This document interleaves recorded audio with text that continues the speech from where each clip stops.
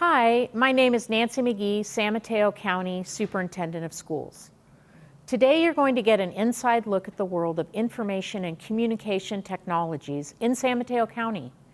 We're going to start by taking a tour of some of our exceptional information and communication technologies CTE programs, and then we'll hear from real-world industry experts who will provide valuable insight into the opportunities, wages, and skills needed to succeed in a career in the information and communication technologies pathway.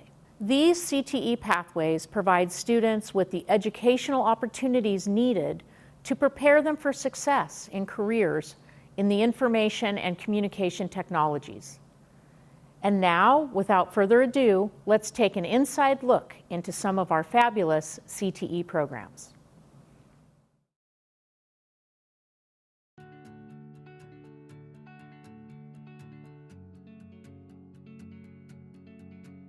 Students should be interested because it's one of the next big things out there. I mean, tech is starting to advance so rapidly, it's causing more interest and it's rapidly growing with new jobs. My name is Sunny Lau and I work at Burlingame High School. I teach computer science, math, algebra 1 to be specific, and Avid as my classes. My name is Michael Simon. I teach at Westmore High School and I teach exploring computer science and web development, and both are in the information technology CTE pathway. Why should students be interested in computer science jobs? Well, there's a lot of opportunity out there right now for any industry.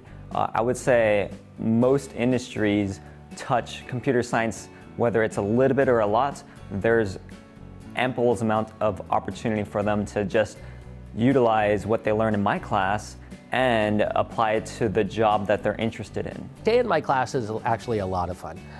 Students come in, I usually have a question of the day. I'm asking them to think about something related to their real world experience, but it's an into a computer science concept. They'll do their journal or ask them a question, and then I'll have them interact. So they'll do a lot of work with their pairs, in their triads, with their whole groups, or just individually thinking to kind of wrap their head around a bigger concept, and then we'll act it out. So it always begins with an introduction, then some sort of an activity that they're engaged in, walk them through the concept, ideas, and then I give them an opportunity to explore and create and make mistakes and learn from it on their own.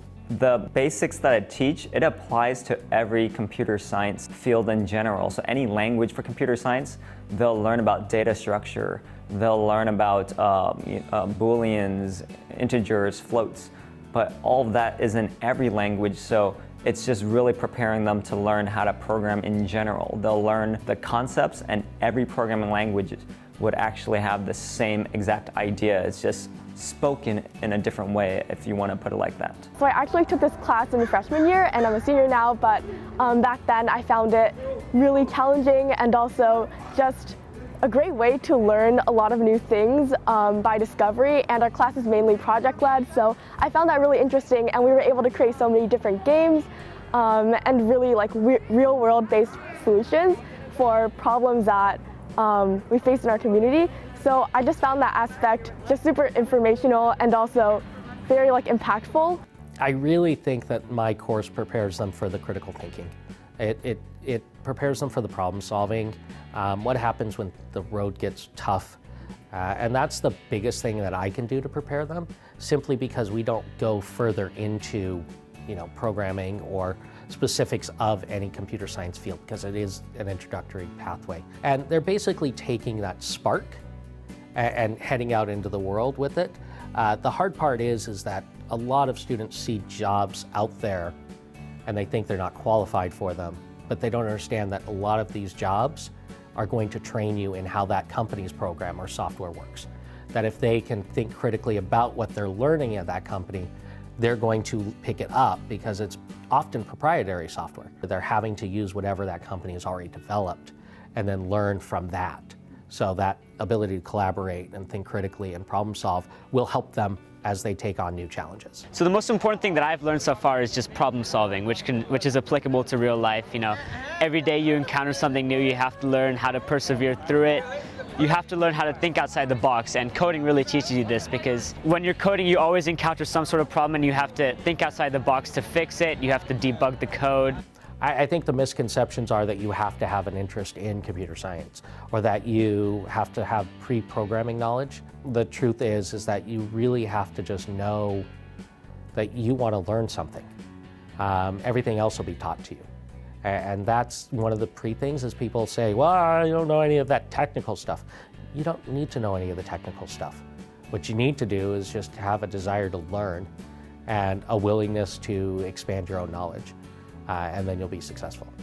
My favorite thing about the class is that I got to meet new people, and then those people kind of had the same interest as me in the class, and then make new friends while actually doing something we all enjoy together. I would say go for it, challenge yourself either way. I wasn't exactly interested in computer science before taking this course, and after this, I really learned a lot about how it's so interdisciplinary. It can connect to many different fields, and computer science doesn't only restrict you to a technical field. It can be applied to business, agriculture, the weather, other sciences, and I find that really eye-opening.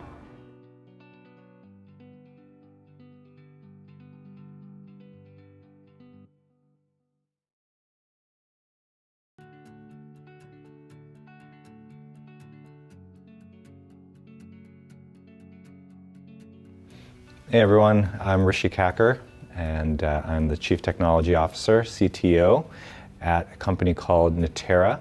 It's a business that's in the health technology and biotech area. This is the industry you should be going into. Technology industry is part of every single type of business. I'm in health technology. There's software for helping financial companies, for helping government, for security.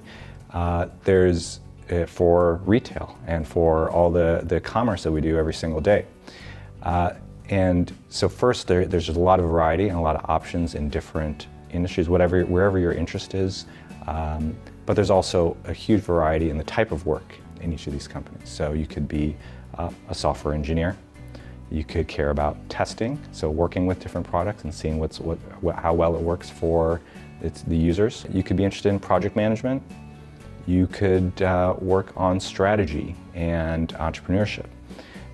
You can help employees with setting up their computers and their systems. You can do networking, you can do information security. There's a limitless number of different types of roles and type of work in a technology function.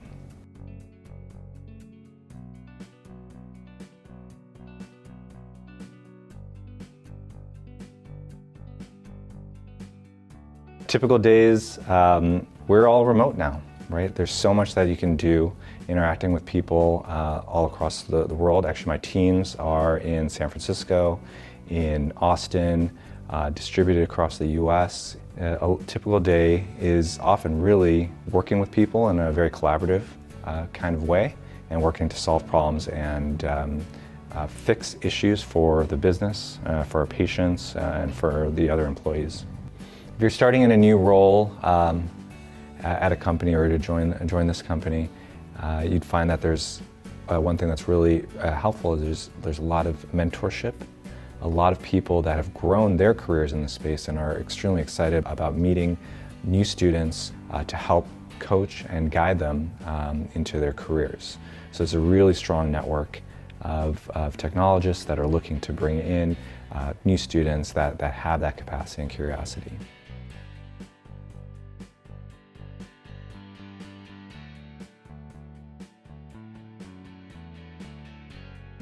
Key skills are really about collaboration, problem solving, some more systems thinking, logic, and of course having a solid foundation in mathematics would be helpful in a career. It's more than just interface or kind of programming or being in front of a computer all day. A lot of the work that's being done is extremely collaborative and social. It requires strong written communication skills, being able to be persuasive and engage with groups and communicate ideas and express those ideas across teams. And it also requires a lot of of learning and curiosity, right? And being able to grab a new topic and go deep on that topic and understand it and come back and be able to apply that in your day-to-day work.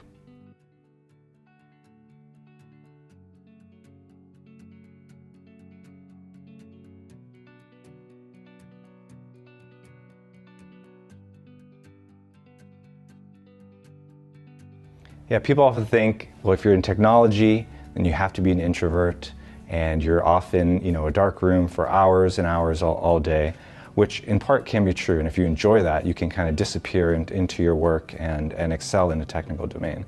But in a lot of ways, it's also extremely collaborative and can be very social engaging, because at the end of the day, our work is about solving problems.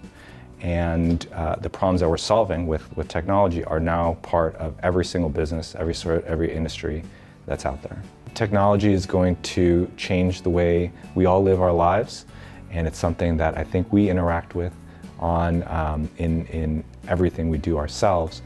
So I do really encourage students to think about how you could be building the products that you want to use, and be in industries that are exciting for you as well.